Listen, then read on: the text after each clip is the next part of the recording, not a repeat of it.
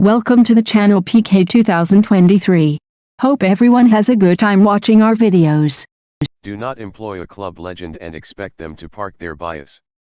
Fans can be the harshest critics, yet most expect pundits who played for a club and in turn supported them to remain impartial.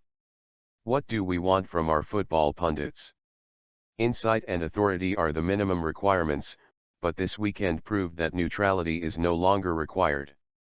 Ian Wright luxuriated in Arsenal's last gasp win over Bournemouth on Match of the Day. Alex Scott struggled to hide her glee as Arsenal won the Women's League Cup.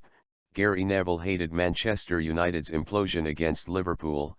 Jamie Carragher loved both his old team's performance and Neville's reaction to it. Surely no great surprises here.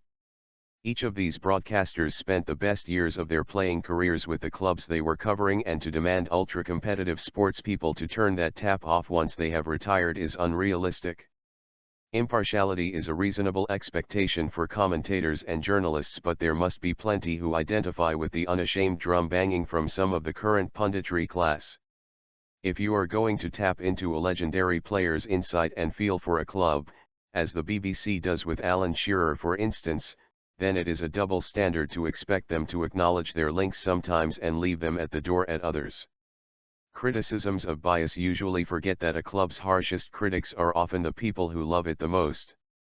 But that does not make it any easier to stomach if you find any or all of the biggest clubs inherently dislikable and are then forced to hear their former employees crow when things are going well.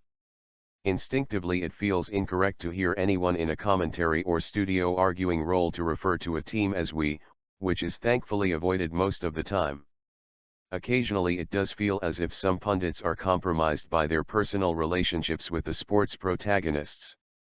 Ole Gunnar Solskjaer in particular seemed to enjoy an easier ride from Neville when things were falling apart for him at Manchester United than, say, Jose Mourinho.